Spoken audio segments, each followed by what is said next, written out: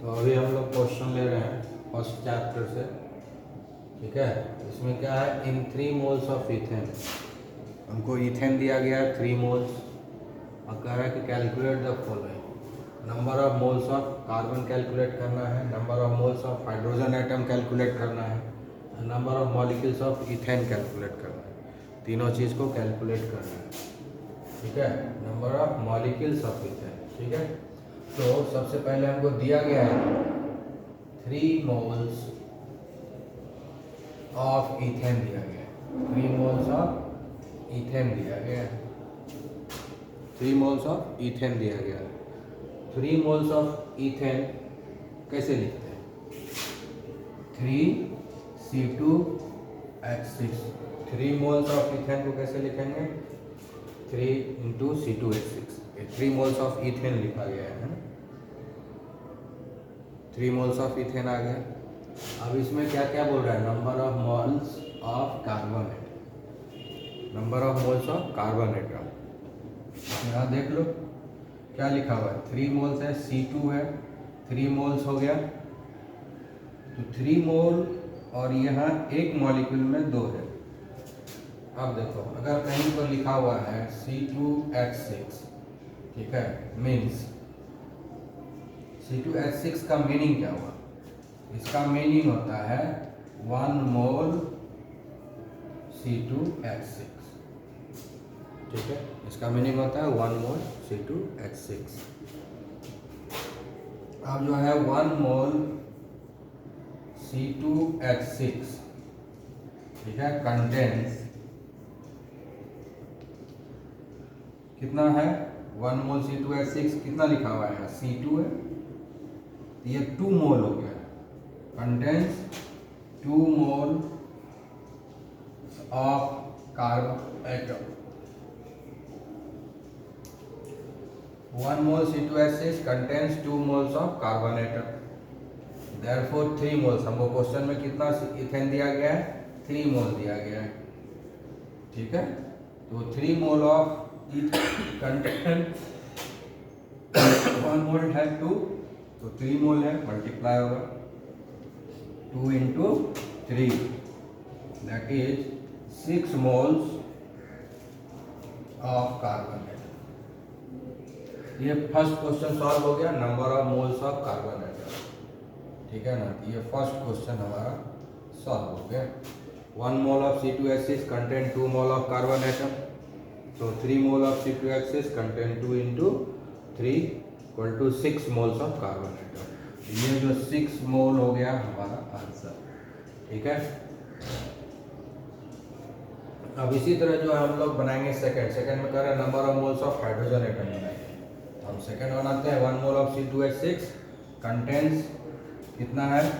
Hydrogen 6 है, तो हो गया 6 moles of hydrogen atom, 6 moles of hydrogen atom. तो 3 मोल्स ऑफ C2H6 क्या होगा? 2 × 6, यानी क्या हो गया?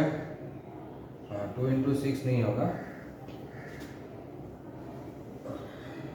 3 से मल्टीप्लाई होगा 6 में ना, 6 × 3 दैट इज 18 मोल्स, है ना, 18 मोल्स ऑफ हाइड्रोजन, ठीक है। तो हम इससे ही देख के पता लगा लेते हैं, मॉलिक्यूलर फार्मूला से ही पता है। मॉलिक्यूलर फार्मूला 1 मोल को रिप्रेजेंट करता है, मॉलिक्यूलर फार्मूला 1 मोल को रिप्रेजेंट करता है, और मॉलिक्यूलर फार्मूला जो नंबर ऑफ एटम दिया हुआ रहता है वो नंबर ऑफ मोल्स को रिप्रेजेंट करता है। जैसे यहाँ C2 लिखा हुआ है, इसका मतलब 2 मोल ऑफ कार्बन हुआ। यहाँ H6 लिखा हुआ है, इसका मतलब हुआ 6 mole of hydrogen atom, 2 mole of carbon atom and 6 mole of hydrogen atom. इसका मीनिंग नहीं है कि 2 कार्बन एटम, इसका ये मीनिंग नहीं है कि 6 हाइड्रोजन एटम, इसका मीनिंग है 6 मोल ऑफ हाइड्रोजन एटम। इसका मीनिंग है 2 mole of carbon atom, 2 carbon atom इसका मीनिंग नहीं है, 6 हाइड्रोजन एटम इसका मीनिंग नहीं है, ये ध्यान रखना। अब पूरा ये मॉलिक्यूल है, ये हो गया 1 मोल। कोई भी मॉलिक्यूलर फॉर्मूला जो लिखा रहता है वो 1 मोल को रिप्रेजेंट करता है, 1 मॉलिक्यूल को रिप्रेजेंट नहीं करता है, 1 मोल को रिप्रेजेंट करता है, 1 मॉलिक्यूल को रिप्रेजेंट नहीं करता है, ठीक है। मेन वन मॉलिक्यूल को अगर वो रिप्रेजेंट कर रहा है तो बगल में लिखना पड़ेगा कि ये वन मॉलिक्यूल को रिप्रेजेंट कर रहा है। अगर कुछ नहीं लिखा है इसका मतलब है कि वो वन मोल को रिप्रेजेंट कर रहा है। तो ध्यान रखना है। 2 क्वेश्चन बन गया आपका। तो एक 1 मोल C2H6 में कितना हाइड्रोजन एटम है? 6 मोल ऑफ हाइड्रोजन एटम। ठीक है। अब हम यहाँ सपोज करते हैं कि पूछता कि नंबर ऑफ मोल्स है ना, कहता है कि नंबर ऑफ एटम भी बताइए, hydrogen atom, number of atoms 18 moles हो गया। 18 मोल्स ऑफ हाइड्रोजन एटम, ये आंसर हो गया। इसको नंबर ऑफ एटम्स डायरेक्टली अगर लिखते हैं तो क्या होता है मालूम है? 18 इंटू 6.023 इंटू 10⁻23 हाइड्रोजन एटम। ये हुआ नंबर ऑफ एटम। ठीक है ना। 1 मोल में कितना एटम होता है? 6.022 इंटू 10⁻23 एटम। तो 18 मोल में इतना एटम हो गया। ठीक है। तो अगर नंबर ऑफ एटम खोजता तब ये आंसर आता है। जोड़ देते हैं, and number of atom. Number of atom भी पता कीजिए, नंबर ऑफ एटम ये हो जाएगा। ठीक है। इसमें भी दे देते हैं, and number of atom, number of hydrogen atom पता कीजिए। यहाँ दे देगा नंबर ऑफ कार्बन एटम पता कीजिए। अभी हम लोग निकाले थे कार्बन का नंबर ऑफ मोल्स निकाले थे, कितना निकाले थे हम लोग? ठीक है, हम बना ही देते हैं फिर से। 1 mole of C2H6 contain 2 moles of carbon atom. ठीक है। तो ये क्या हो जाएगा? 2 moles of carbon atom, 2 into 3 तो हो जाएगा 2 into 3, that is 6 moles of carbon atom. ठीक है। 6 mole of carbon, 6 mole of carbon atom का मतलब हो गया 6 इंटू 6.023 इंटू 10⁻23 कार्बन एटम। अगर नंबर ऑफ एटम पूछे तो ये देता है। तो आप ध्यान से देख सकते हैं ना, 2 कार्बन एटम नहीं है यहाँ, ये 2 कार्बन एटम नहीं है, ये इतना एटम है। मोल्स की बात करें तो 6 मोल हो गया 3 में। तो ध्यान रखने की बात है। ठीक है। तो इस तरह से 2 क्वेश्चन सॉल्व हो गया। अब तीसरा हमको पता करना है number of molecules of ethane. ठीक है। Number of molecules of ethane. अब थर्ड क्वेश्चन देखते हैं। ठीक है। 1 मोल C2H6, 1 मोल C2H6 contains 6.022 into 10⁻10⁻23 C2H6 molecule. ठीक है। वही चीज आगे जो अभी बता रहे थे, 1 मोल में इतना होता है। 1 मोल C2H6, 1 मोल इथेन में कितना इथेन मॉलिक्यूल है? 6.022 into 10⁻23 ethane molecules. 1 mole ethane, 1 mole of ethane में 6.022 इंटू 10⁻23 इथेन मॉलिक्यूल्स है। ठीक है। तो देयरफॉर 3 मोल C2H6, देयरफॉर 3 मोल इथेन, ये C2H6 क्या इथेन है, क्या हो जाएगा? 3 इंटू 6.022 इंटू 10⁻23 इथेन मॉलिक्यूल्स। ठीक है। गुना कर देंगे इन दोनों को, 10⁻23 वैसे रहेगा, इन दोनों गुना करके लिख देंगे 6×3 = 18 आएगा। कितना आएगा?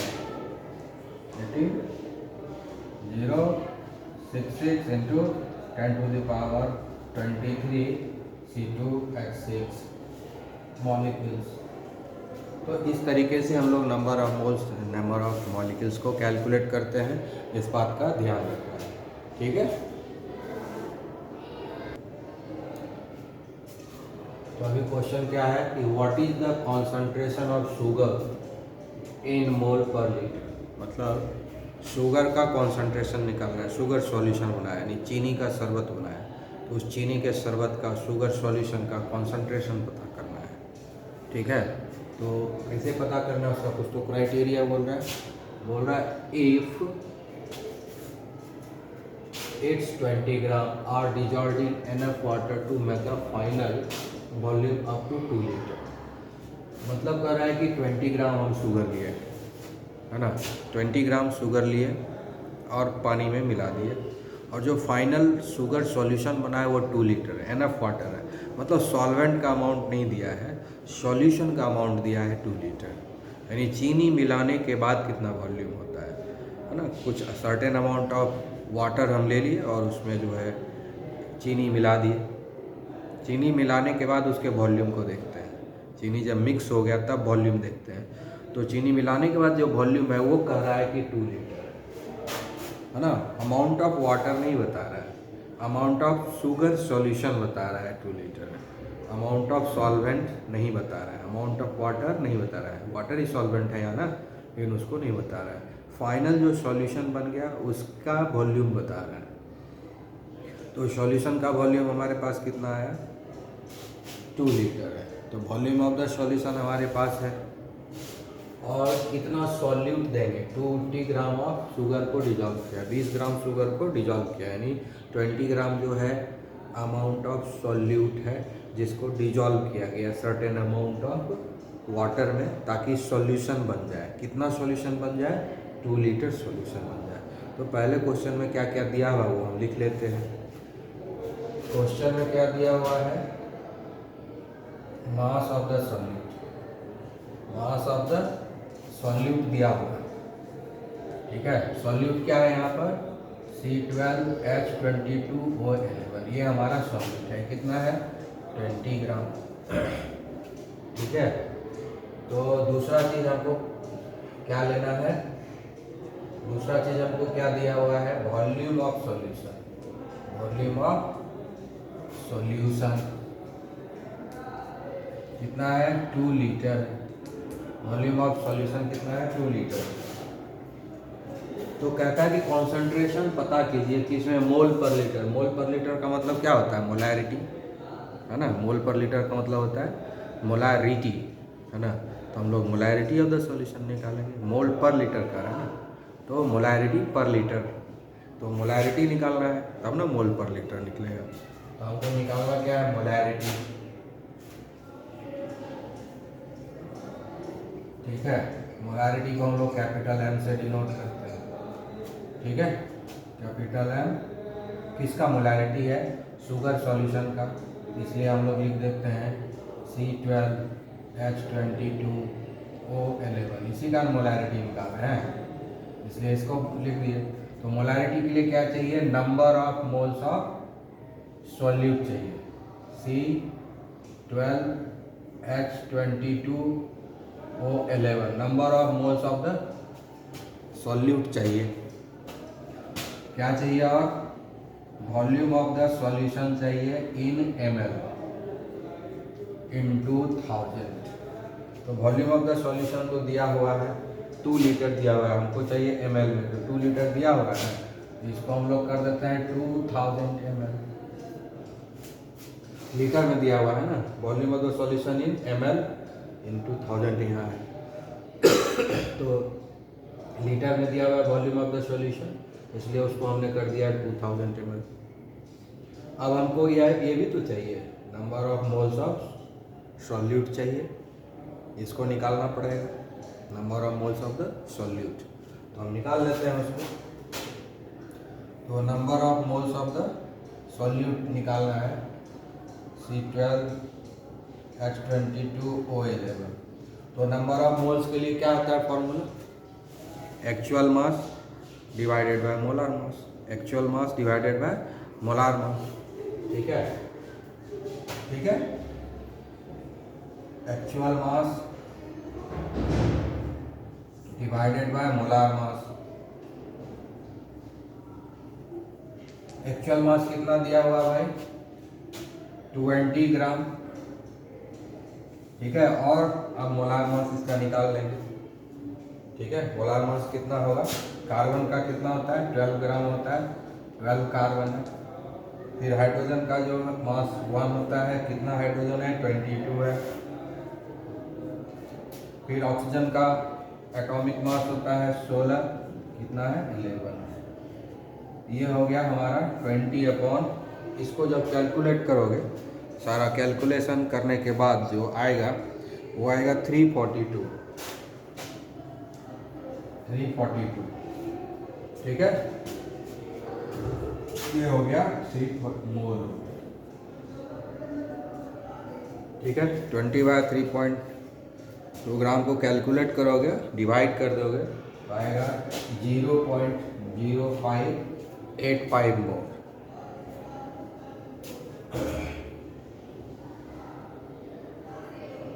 ठीक है।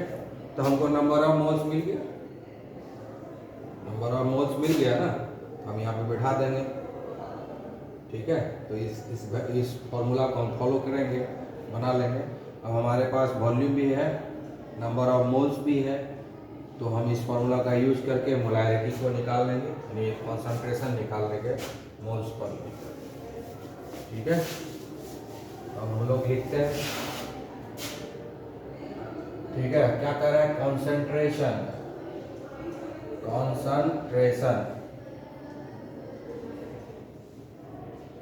इन मोल्स पर लीटर निकालने कर रहा है। इसका मतलब होता है मोलैरिटी, इसका मतलब होता है मोलैरिटी, ठीक है। इसका मतलब होता है मोलैरिटी, इसलिए हम लोग मोलैरिटी निकालेंगे। मोलैरिटी को हम लोग कैपिटल M से डिनोट करेंगे, निकाल लेते हैं मोलैरिटी।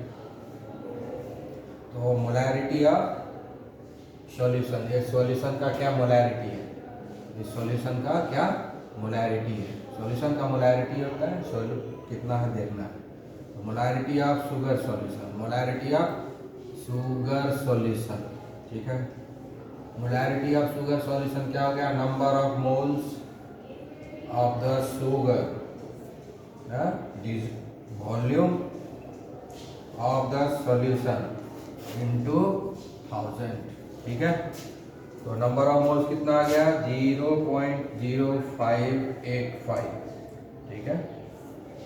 और वॉल्यूम कितना, अभी तुरंत हम लोग वॉल्यूम निकाले थे, कितना निकाले थे, 2 लीटर दिया हुआ है, वॉल्यूम कितना दिया है 2 लीटर। तो उसको अगर हम ml में लिखेंगे कितना लिखेंगे, 2000 ml, ये हो गया मोल, ठीक है, इनटू 1000, ठीक है।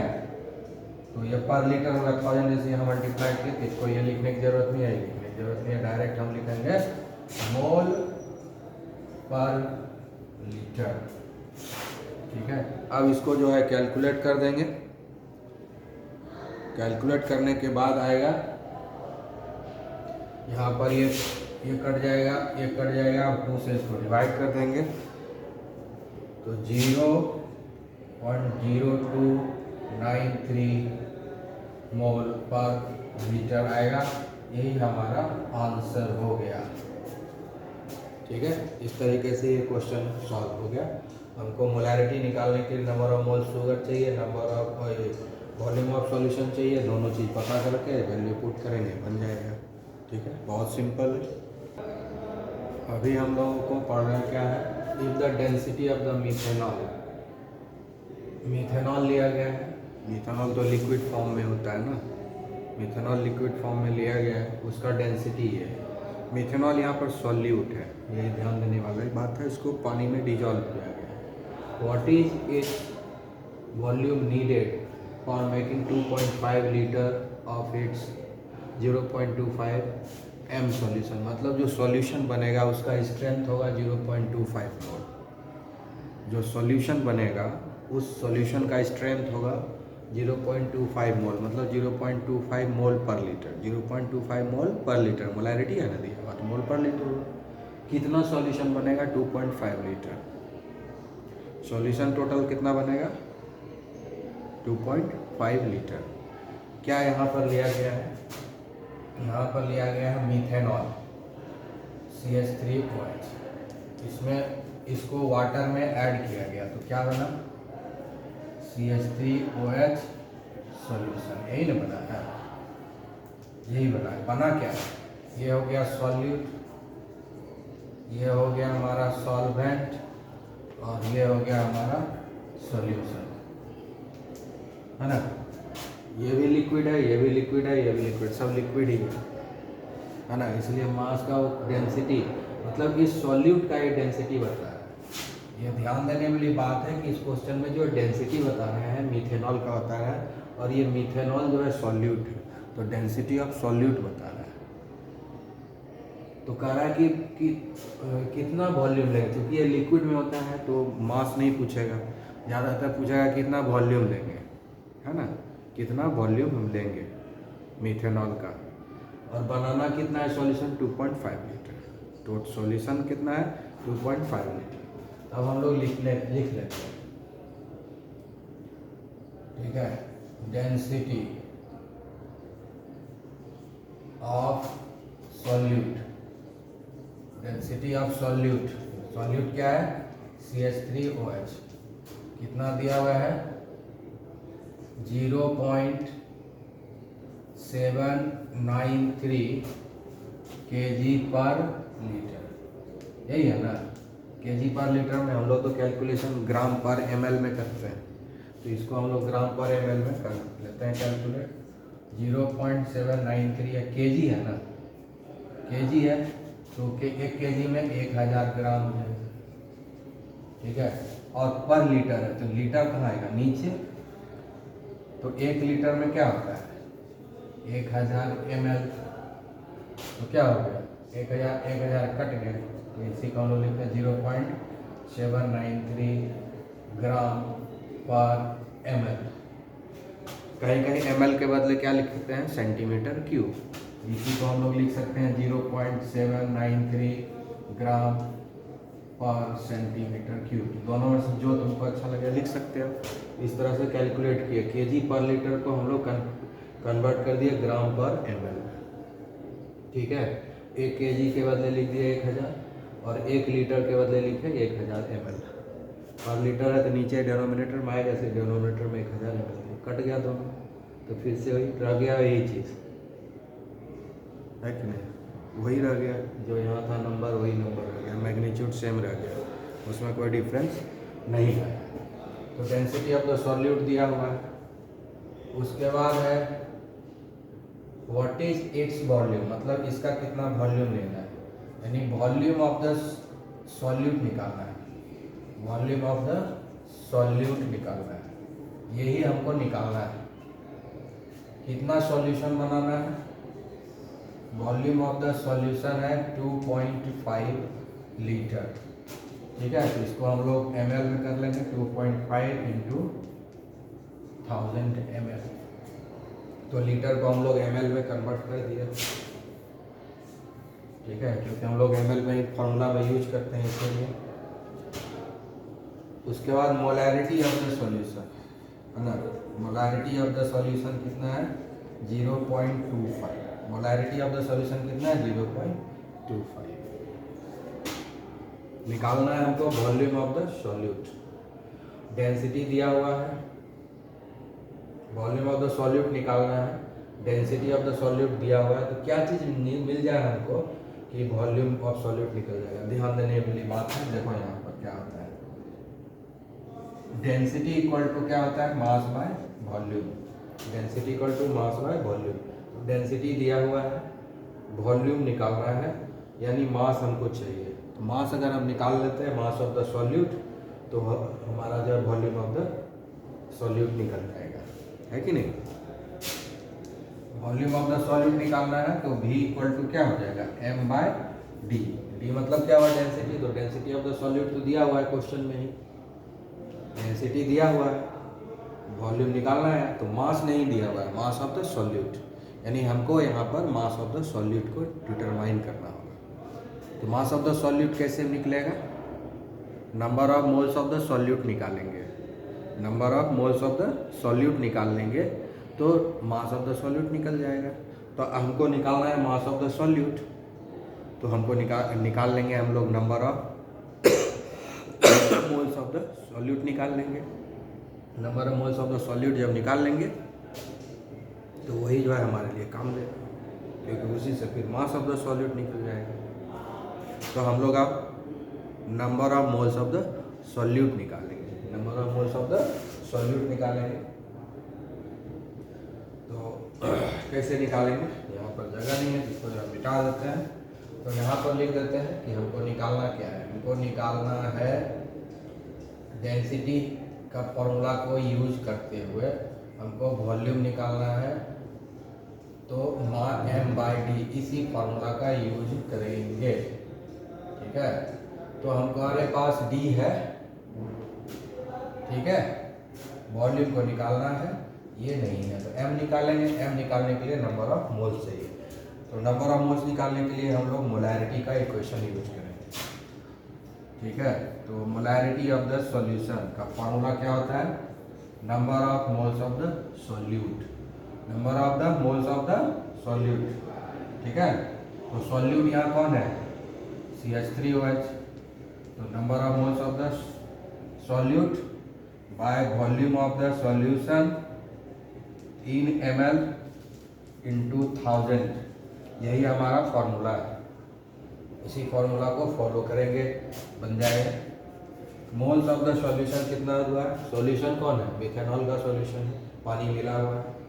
मोल्स ऑफ द सॉल्यूशन कितना है, 0.25।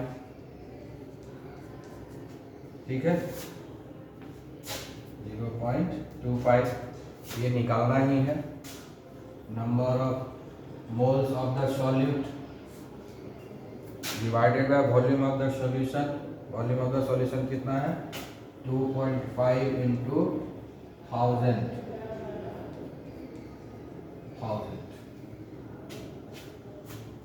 ठीक है, 1000 कट जाएगा। ठीक है, यहाँ पर क्या है, मोलैरिटी कितना है, 0.25, इसका वैल्यू पुट कर दिए। नंबर ऑफ मोल्स निकालना है तो लिख दिए। वॉल्यूम ऑफ द सॉल्यूशन कितना है, 2.5 इंटू 1000 ml लिख दिए, और इंटू 1000 यहाँ 1000 लिख दिए। ठीक है, अब ये 1000 और ये 1000 कट गया। ठीक है, फाइनली क्या आ गया हमारे पास, ये इसमें मल्टीप्लाई हो जाएगा, 0.25 into 2.5 equal to number of moles of solute. ठीक है, finally number of moles of the solute कितना आ जाएगा, ये दोनों को मल्टीप्लाई करेंगे, 0.625 मोल। तो number of moles of the solute मिल गया कि नहीं, number of moles of the solute मिल गया। अब number of moles of solute निकल चुका है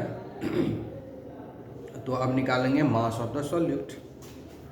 ठीक है, अब निकालेंगे हम लोग मास ऑफ द सॉल्यूट। ठीक है, कैसे निकलता है मास ऑफ द सॉल्यूट, तो number of moles of the solute into molar mass, into molar mass, यही फॉर्मूला है। ठीक है, क्या फॉर्मूला है किसी चीज का मास अगर निकालना हो और नंबर ऑफ मोल्स पता है तो नंबर ऑफ मोल्स में हम गुना कर देते हैं मोलार मास को। तो नंबर ऑफ मोल्स कितना है, अभी तुरंत निकालें, 0.625। 0.625 है number of moles of solute, number of moles of the solute. Solute कौन है यहाँ पर, मिथाइल अल्कोहल। कितना है, इतना है। और मोलार मास को मल्टीप्लाई करेंगे तो मोलार मास कितना है, निकला है। सॉल्यूट का ही मोलार मास लेंगे, दूसरे का मोलार मास थोड़ी लेंगे, सॉल्यूट का ही मोलार मास लेंगे, जिसका हम नंबर ऑफ मोल्स नहीं है उसी का मोलार मास भी लेंगे। तो ये कितना होता है, 12 हो गया कार्बन का, हाइड्रोजन का हो गया 1 इंटू 3, फिर ऑक्सीजन का हो गया यहाँ 16, और फिर इस हाइड्रोजन का हो गया 1। तो इस तरीके से हम लोग कैलकुलेट करेंगे। जगह की कमी है तो हम यहाँ पर मिटा देते हैं। ठीक है, तो हम लोग अब यहाँ कैलकुलेट करते हैं। ठीक है, मास ऑफ द सॉल्यूट कितना है, 0.625। अब इसको कैलकुलेट करो, 12 3 15। ठीक है, 15 और 16 31, 1 32। ठीक है, तो कितना हो जाएगा, 32 इंटू 32 करो। ठीक है, फाइनली कितना हुआ, इस दोनों को जब हम मल्टीप्लाई करेंगे, इस दोनों को मल्टीप्लाई करेंगे तो ये आ जाएगा 20 ग्राम, यानी मास ऑफ द सॉल्यूट मिल गया, मास ऑफ द सॉल्यूट मिल गया। अब इस फार्मूला का यूज करेंगे, अब इस फार्मूला का यूज करेंगे, ठीक है। अब लिखेंगे डेंसिटी, ठीक है, डेंसिटी जगह नहीं है तो थोड़ा निकालना पड़ेगा, ठीक है।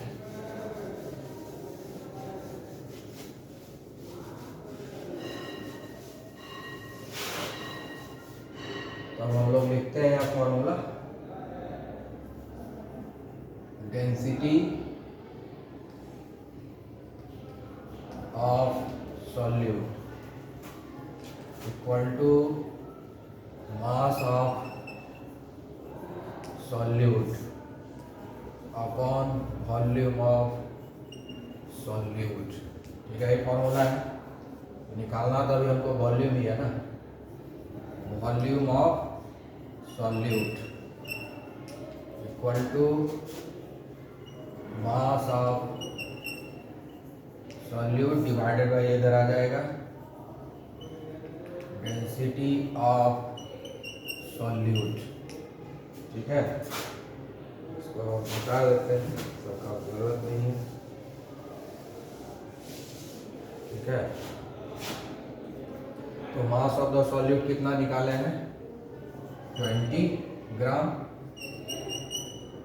और डेंसिटी ऑफ द सॉल्यूट कितना है 0.793 ग्राम, 0.793 ग्राम पर ml, यही है।